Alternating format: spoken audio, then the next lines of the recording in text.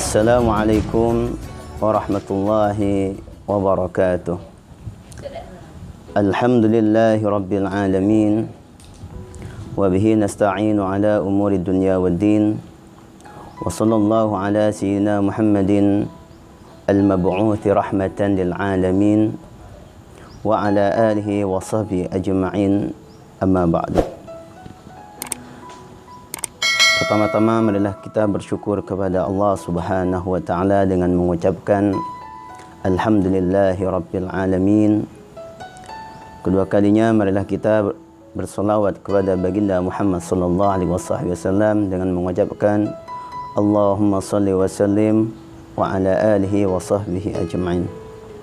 Pemirsa dimanapun berada, ikhwani fillah, pada kesempatan kali ini momentum Ramadan, Al-Faqir akan menyampaikan keutamaan daripada membaca Al-Quran. Syahrul Ramadan, bulan Ramadan adalah Syahrul Quran, bulannya membaca Al-Quran. Yang mana Al-Quran itu diturunkan di bulan Ramadan. Karena daripada itu umat Nabi Muhammad sallallahu alaihi wasallam dianjurkan untuk memperbanyak Al-Quran, khususnya di bulan Ramadan ini. Diriwayatkan di dalam sebuah hadis tentang keutamaan membaca Al-Quran, Rasulullah bersabda, "Afdal ibadati ummati tilawatul Quran." Sebaik-baiknya, paling afdalnya ibadah umatku adalah membaca Al-Quran. Ikhwani rahimakumullah, jadi Al-Quran ini adalah kalamullah yang diturunkan kepada Nabi kita Muhammad sallallahu alaihi wasallam, kemudian dibacakan oleh umatnya.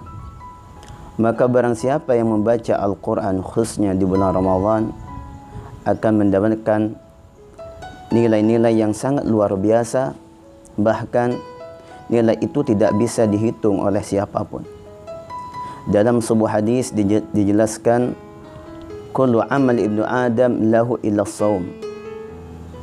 Semua perbuatan ibnu Adam Allah Ta'ala beritahukan kecuali saum.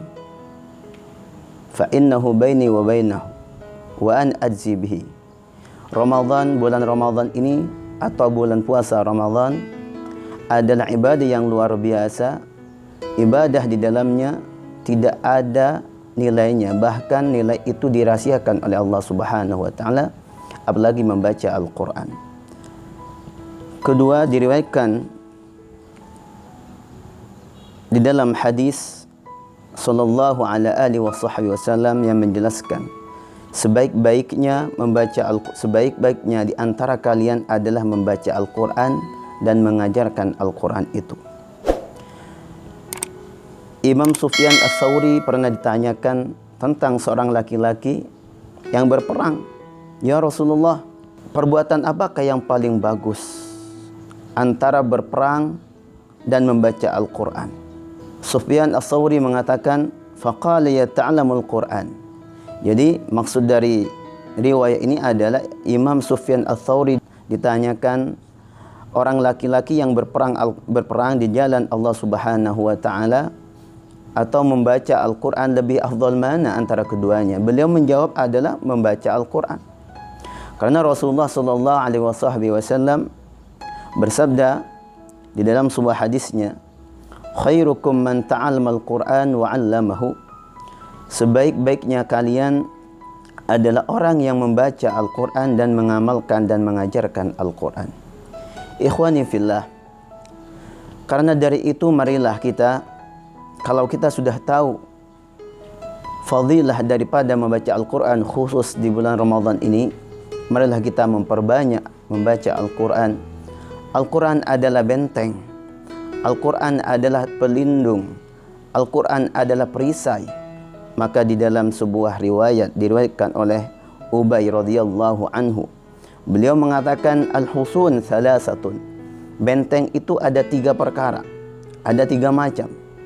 Al-masjidu hisnun, masjid adalah benteng. Wa dzikrullah hisnun, zikir kepada Allah adalah benteng. Wa Qur'anul Qur'an hisnun, dan membaca Al-Quran adalah benteng. Jadi di dalam riwayat ini seseorang akan mendapatkan benteng dari Allah Subhanahu wa taala, lebih-lebih di bulan Ramadan. Benteng itu ada 3 macam. Pertama adalah benteng masjid. Siapapun yang masuk masjid akan aman, akan tenteram, karena ada di situ adalah rumah Allah Subhanahu wa taala. Wa zikrullah, dan zikir kepada Allah. Siapapun yang berzikir kepada Allah akan mendapatkan perlindungan dari Allah Subhanahu wa taala. Dalam ayat Allah Taala berfirman, ala bi dzikrillah tatma'innul qulub. Tidaklah hanya ingat kepada Allah, hati akan menjadi tenang. Yang ketiga adalah membaca Al-Quran. Khusus di bulan Ramadan ini, Syahrul Quran, bulan membaca Al-Quran. Di dalam sebuah hadis dijelaskan Rasulullah berwasiat kepada umatnya, mengajarkan, menyampaikan kepada kita bagaimana sabda Rasulullah, "Allimu auladakum fi thalathati khisalin." Didiklah anak-anak kalian dengan 3 perkara. Pertama, hubbun Nabi, cinta kepada Rasulullah sallallahu alaihi wasallam. Kenapa harus cinta kepada Rasulullah? Karena Rasulullah itu akan bersama umatnya. Al-mar'u ma'aman ahabbah. Orang akan dikumpulkan bersama kekasihnya. Kedua, pesan Rasulullah yaitu, pertama, didiklah anak-anak kita dengan membaca Al-Quran, dengan cinta kepada Rasulullah. Kedua, yaitu hubbu ahli baitihi, cinta kepada keluarga Rasulullah sallallahu alaihi wasallam. Yang ketiga adalah momentum yang sangat pas untuk disampaikan, yaitu pesan Rasulullah yang ketiga adalah qiraatul Quran, yaitu membaca Al-Quran. Fa inna hamlatul Quran fi dhillillahi wa la dhilla illa dhilluhu.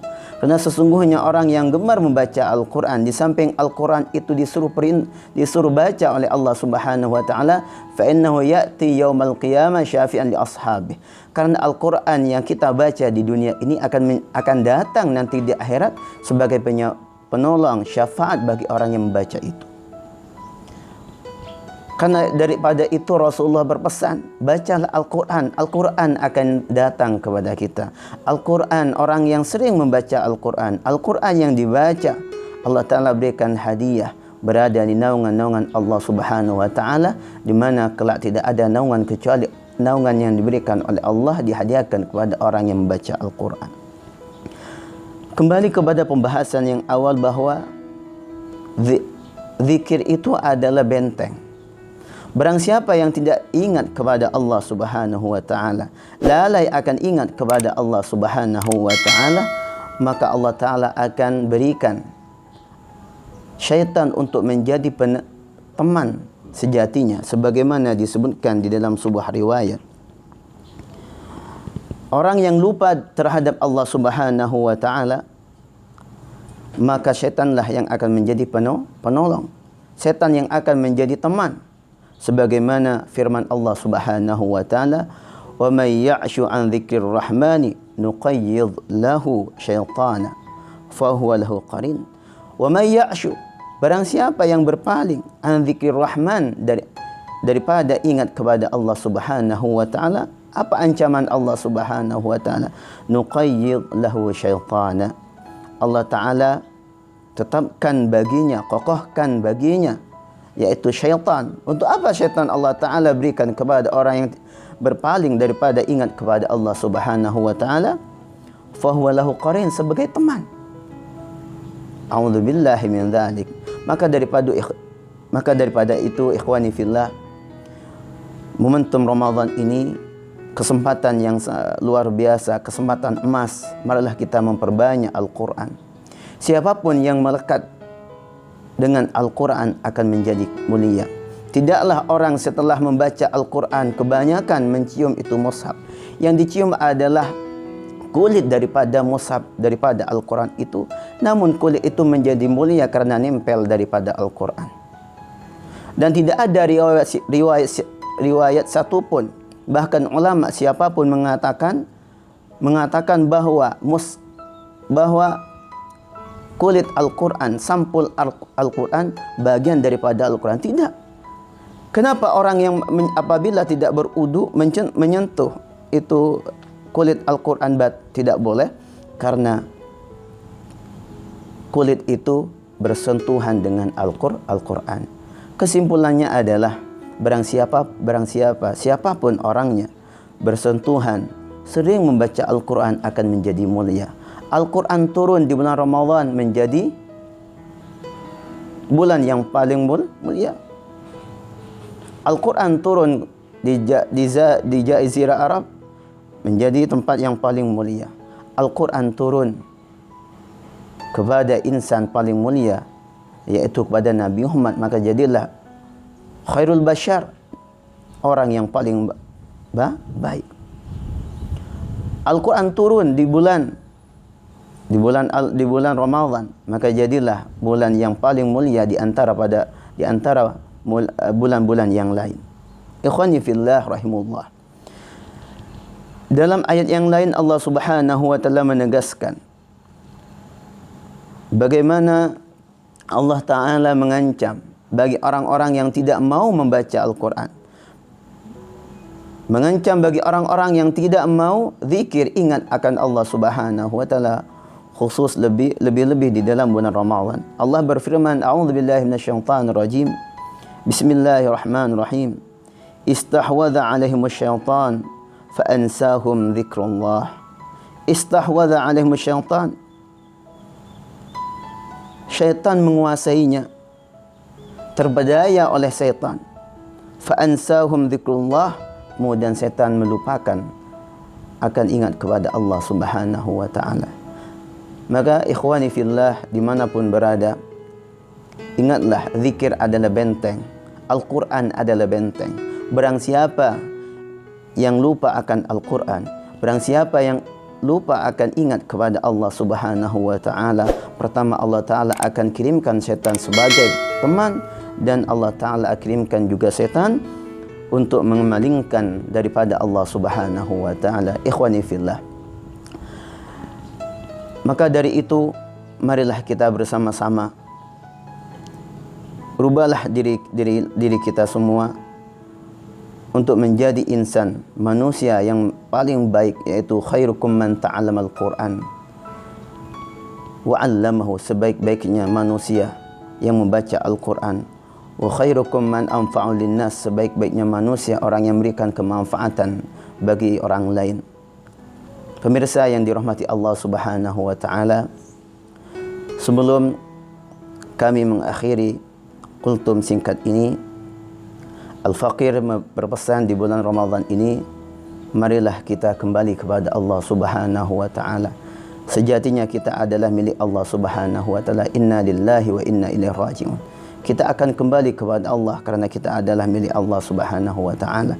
Sebelum kita kembali kepada Allah, siapkan diri kita lebih-lebih membaca Al-Quran. Kerana bulan Ramadan ini adalah dihadiahkan oleh Allah Subhanahu wa taala untuk umat Nabi Muhammad untuk memperbanyak membaca Al-Quran, kalamullah Subhanahu wa taala. Mungkin hanya ini yang bisa saya sampaikan. Assalamualaikum warahmatullahi wabarakatuh.